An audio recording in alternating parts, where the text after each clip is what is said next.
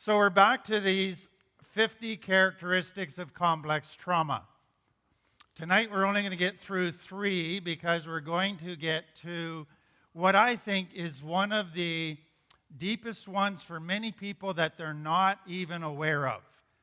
And they don't, because they're not aware of it, they don't realize how it impacts them in their relationships and in their life and really sets them up for failure. So if you haven't been here, we at Finding Freedom teach about addiction and life difficulties around a lot of the research that's been done that talks about 97% of addicts have complex trauma or complex PTSD, which simply means they grew up in a situation where they didn't feel safe.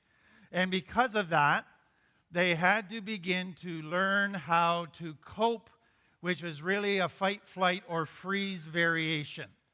And those ways of coping affected their relationships and basically set up that relationships in adult life would not be healthy. Because to survive danger did not make for healthy relationships. So that's what we are describing is the 50 different characteristics that come out of a child living in danger while they're growing up. So tonight, the main one I want to talk to, number 33, is the fear of abandonment. And one way to understand complex trauma is that a child feels abandoned or they feel all alone. I think most people who are addicts today and many people who aren't addicts but have complex trauma, they have always in their life felt like they didn't belong. Even when they're with a group of people, they just feel all alone. And that's been there, and they're not sure why. What happens in complex trauma is a child can be physically abandoned. So mom and dad might have put them up for adoption. They might have gone through CFS, or they might have had mom or dad or somebody very close to them die when they were at a young age, and they felt abandoned. Or they could have grown up in a home where they weren't physically abandoned, but they felt abandoned. So mom or dad neglected them. Mom and dad were workaholics, wrapped up in their own problems, their own addictions. Or mom and dad just weren't emotionally available. So they were physically present, but there was no connection happening. And as a result of that, they felt all alone, that nobody had their back, that nobody was there consistently for them. That's the abandonment feeling. And it's been my observation that the feeling of abandonment is probably one of the most painful emotions that anybody can go through. And part of the reason is, from a child's perspective, they go, why am I being abandoned? Why is nobody there for me? And in the loudest message possible, they are getting back, you're abandoned because that tells you what you're worth. You're abandoned because you don't matter. You're abandoned because you are not worth having a relationship with. And that's the painful part. And so as they go into their teen years or adult years, at a subconscious level, their brain is saying, I never want to experience abandonment again. I never want to go through that pain again. And so they go into their teen years, adult life, their brain working very hard to develop strategies so that they will never be abandoned again. The problem is that the very strategies they develop actually end up resulting in them being abandoned again. So they end up creating what they're trying to avoid. And that's the tragedy of complex trauma, is the thing you hate you end up creating. And so they don't want to be abandonment, they're afraid of abandonment, but they end up creating it. So let me show you some of the ways that they do it. And it can be very subtle. It can be not at a conscious level. but it happens. So first of all is when they go into a relationship with somebody, they develop a friendship or a romantic relationship, without realizing it, they make assumptions. And all of the assumptions that they make tend to be negative. They don't have any facts for it. They have no way of proving it, but they assume they will be abandoned. They assume that the person they're building a relationship with is considering abandoning them. So I tried to put some of the things that might go on in your brain. And here they are.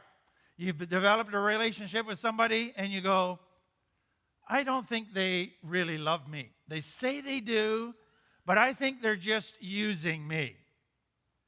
You are setting yourself up to be abandoned. Or you go, they're saying all these nice things to me. I bet when I'm not around, he says or she says really mean things behind my back. You've gone to that assumption, and you believe that assumption. Or you've had this relationship, and then one day you go, they didn't seem quite as excited to see me today as other days. I bet you they're planning to leave me. And your brain just went there. And you're assuming that and creating it.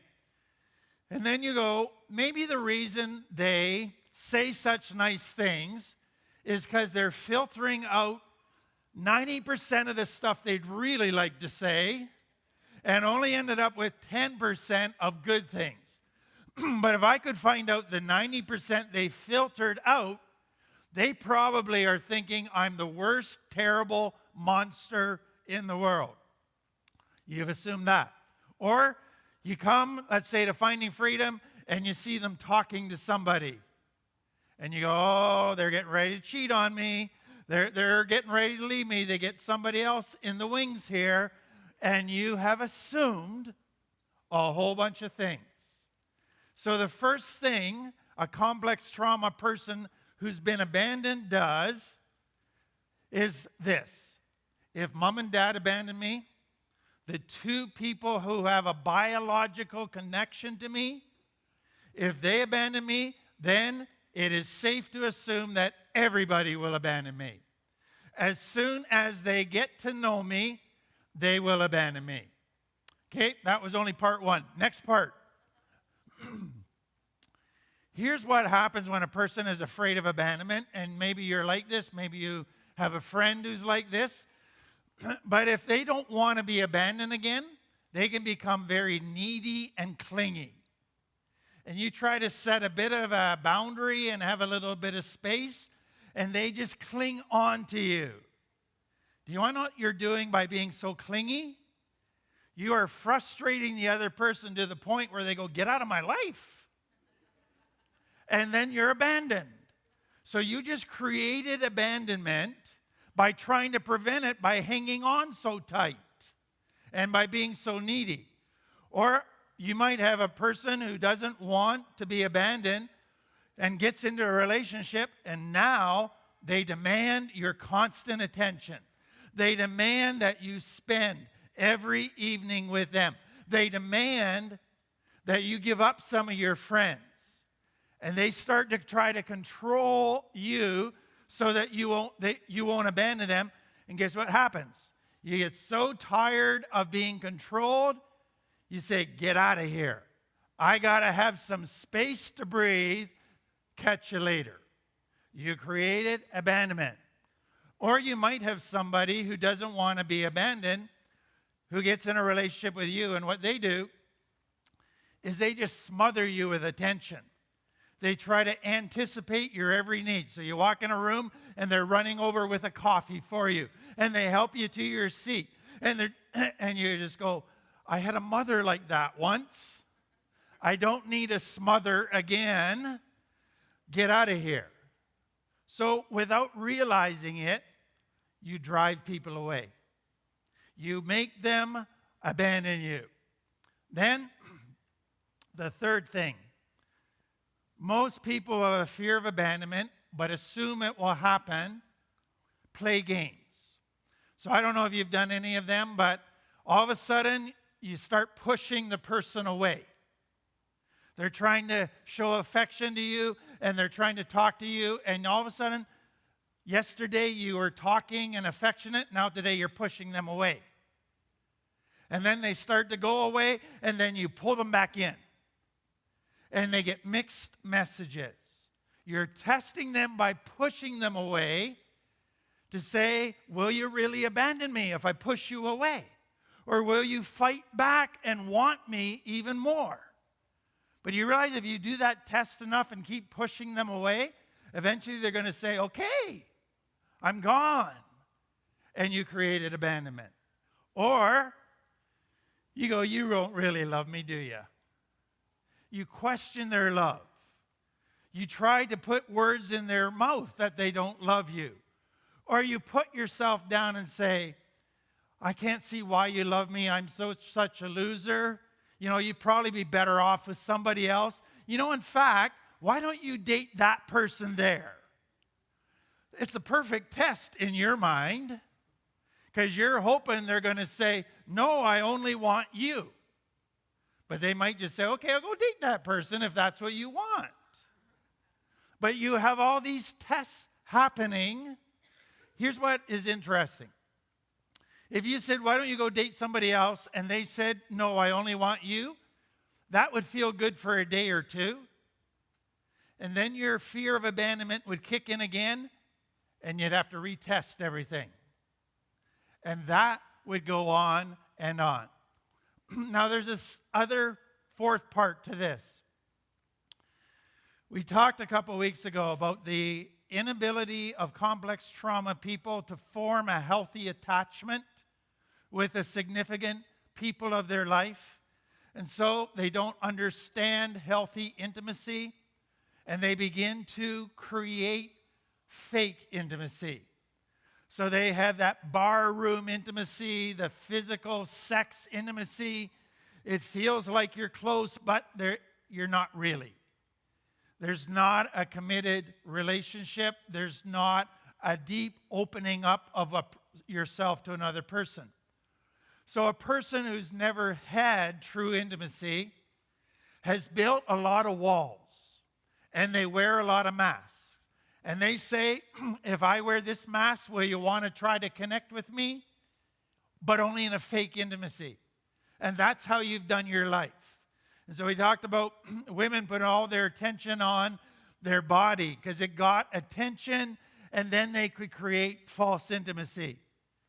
So what happens when a person like that gets into a relationship? All the fear of what happens if they start to get to know me kick in. We're getting closer. Uh-oh, they might find out my flaws. They might find out how awful I am and abandon me. So the walls go up higher. The masks go on even more firmly.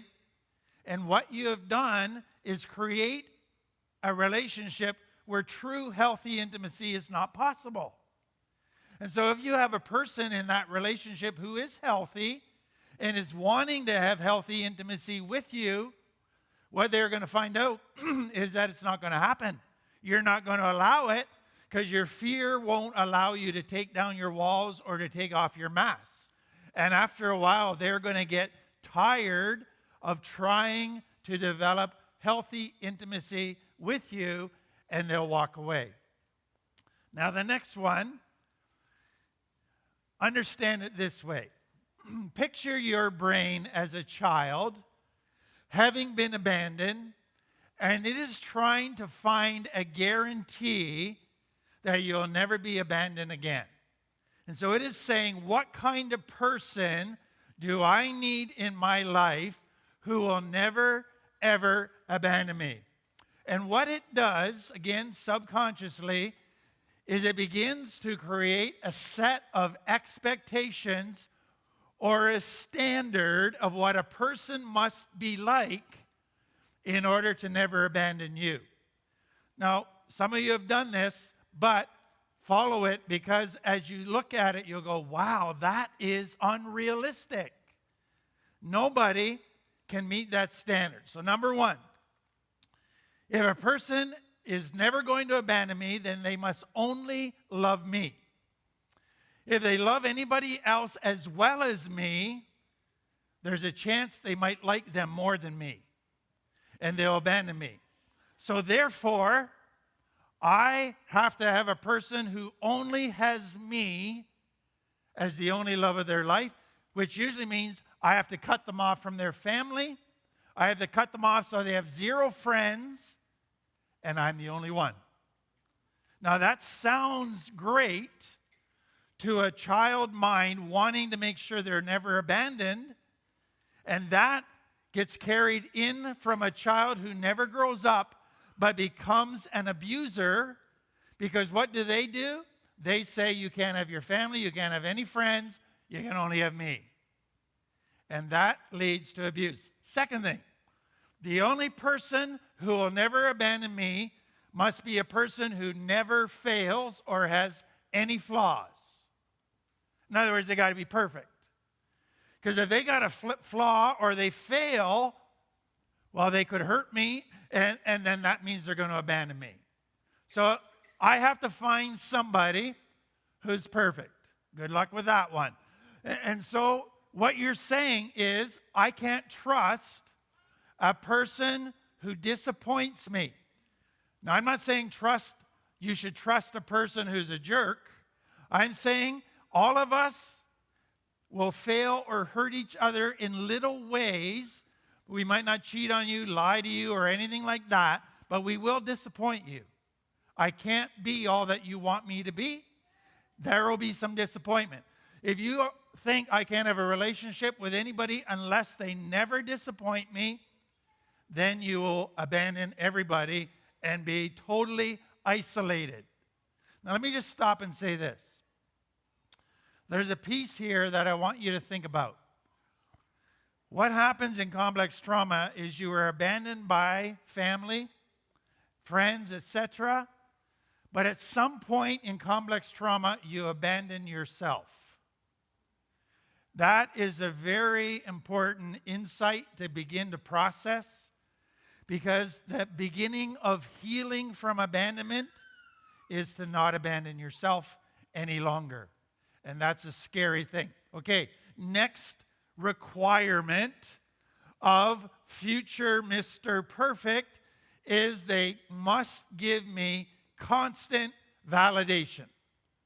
They must tell me all the time about how much they love me, how great I am, everything I do good. Oh, and they can't criticize me. Because if they criticize me, then that means they're probably going to abandon me. Then the next one, they can never say no to me. So if they try to set a boundary with me and say, quit calling me at 2 in the morning, I'm trying to sleep, you go, okay, that's it. You don't want me, I'm out of here. So no boundaries allowed, which means I can be a spoiled princess and do whatever I want, and you can never say no. Unrealistic, but that's what happens. Next thing, you have to give me constant attention. So, if you ever come in and say, I want to have next Wednesday to go with my buddies to the Blue Bombers game, well, I just did it. You're not giving me attention. You're giving somebody else attention. I guess you're going to abandon me. So what you're basically saying is, I want you to create a new universe for yourself. This universe has one planet, you, and one sun, me. That planet goes only around that sun. There's nobody else in that Milky Way. And then the criticism we mentioned, or beyond that, you can never point out any areas of weakness to me. You can never get annoyed at me. You can never get angry. Because as soon as you do that, you're abandoning me. So what you're really saying, if you back away and look at this objectively, I want a robot. Now try loving a robot. But that's what you ordered. They're the only one that's going to meet your standard. But what I want you to see in all of this is, do you see how deep the abandonment fear is gone? And how it begins to affect how you look at everything and every relationship. And how it sets relationships up to fail.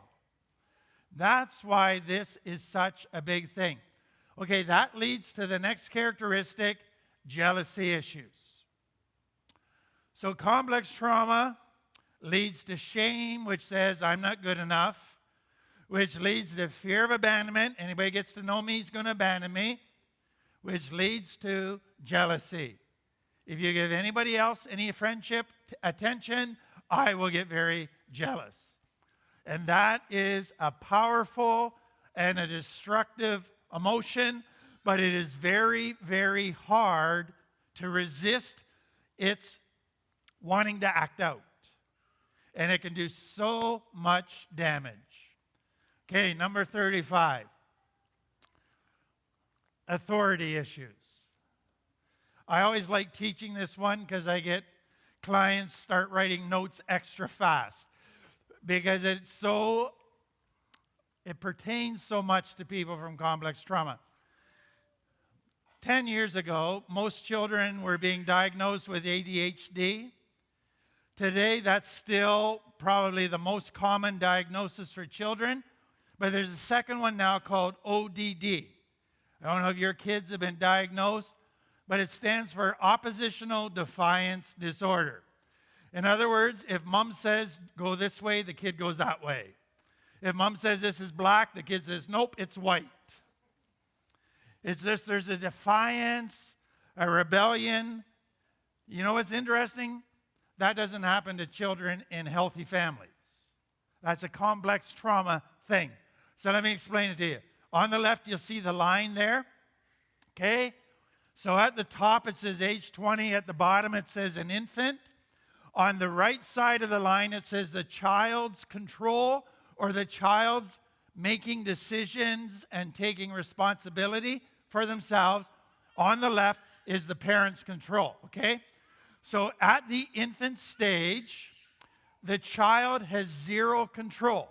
It can't feed itself. It can't change itself. It can't do anything. The parents have 100% control over that child. But by the time that child is 20, the parent should have zero control, and the child should have 100% control. So there's a complete switch within a 20-year period for a child and for parents from no control to full control, from full control to no control. Okay? So that's the normal, healthy process. But what happens with complex trauma? You get parents who the only way they've been able to survive and get their needs met is if they manipulated or were in control. So you get parents who are control freaks. Second, with that, you get parents who made a lot of bad decisions in their life, and their greatest fear is that their kids will make those same decisions, that their kids will follow in their footsteps. So, a child reaches age 10. They want to start hanging around with friends, and they come home and they tell a dirty joke, or they say they did something stupid like throw stones at cars because their friend wanted to do it, and you go, oh, they're going to end up in jail, they're going to end up an addict. And what do? Tighten control. Now, usually at 10, a parent would be letting a kid make more and more decisions for himself. Not all, not even close to all, but start giving them some say in their own life. What do you want for your lunch? What clothes do you want to wear today? That kind of stuff.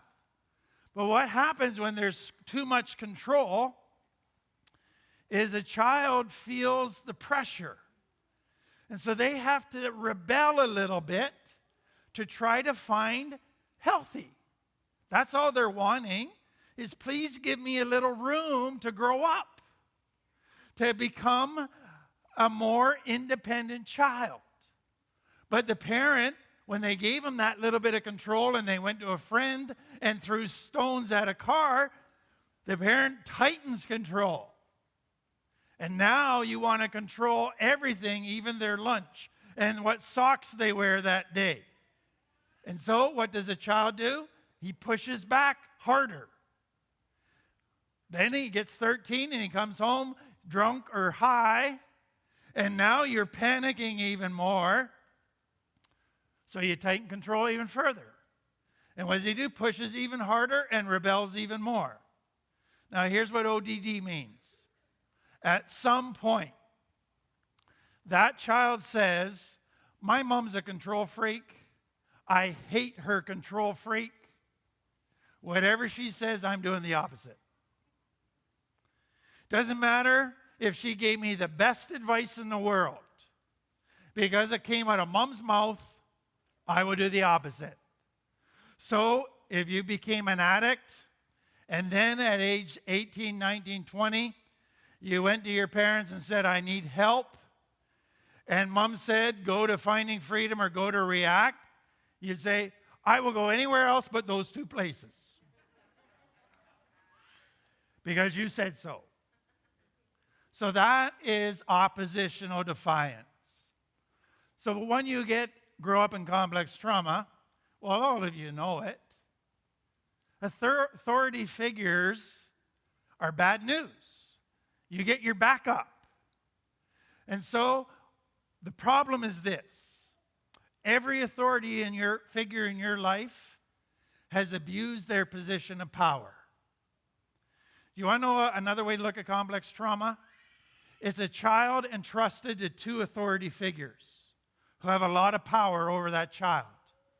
And instead of using that authority to do what was loving and best for that child, which is what a parent is supposed to use their authority to do, they said, hey, we're the boss. We can do what we want. We can be selfish. And we can make the kids serve us. And they abused their authority. And so if you grow up with that, you go, all authority is bad. I hate authority. And then if you get a corrupt cop who abuses his authority, a bad teacher at school who abuses their authority, it reinforces that authority is a bad thing. You want to know what recovery is about? It's saying, you know what, I tried being my own boss. I tried being my own authority. Man, I'm a terrible authority. Look what I did to my life. I screwed it up. And guess what's going to happen when you come into recovery? They're going to say, maybe you should listen to somebody else. And you go, oh. You mean authority? And they'll go, I'll listen, but I might not obey. And you go, well, you got to be all in or not. I tell the story of a shepherd who has a little rebel lamb who always thinks the grass is greener on the other side of the fence. And in the culture, I'm told, when they're shepherding was a part of the culture, if there was a rebel lamb that just wouldn't listen to the shepherd, wouldn't follow the shepherd out of love would break the lamb's leg. And then he'd splint it up and he'd carry it on his shoulders while the lamb healed. And this amazing thing happened on the shoulders of the shepherd. Is every day the shepherd would talk with the lamb. He'd build a relationship with the lamb. He'd pet the lamb, cuddle with the lamb. And after the leg had healed, after 6 or 8 weeks, he'd take the splint off, and guess what? The lamb liked the shepherd now. He thought, he's a pretty smart guy. I think I'll listen now. And he never wandered again. Now, the first time I ever told that story to addicts, one of the addicts came up to me afterwards and he says, I think the shepherd has had to do that with me. He broke my leg and he's talking about his higher power. He's put me on his shoulders, but I'm in there yapping in his ear saying, don't go that way, go that way.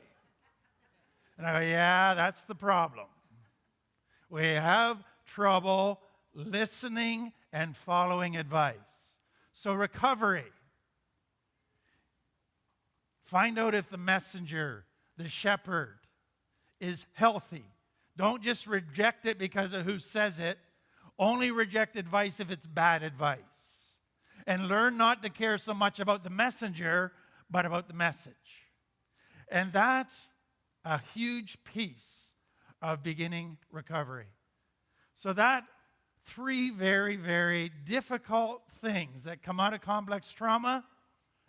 So the abandonment one, there's a huge part of a recovery. You develop a relationship with yourself. Then you have to risk building relationships with healthier people. And that is scary because your fear of abandonment comes to the surface and all your defenses come out. But you have to somehow walk through that. And as you build a relationship and you're not abandoned, you heal and you grow and you learn to trust.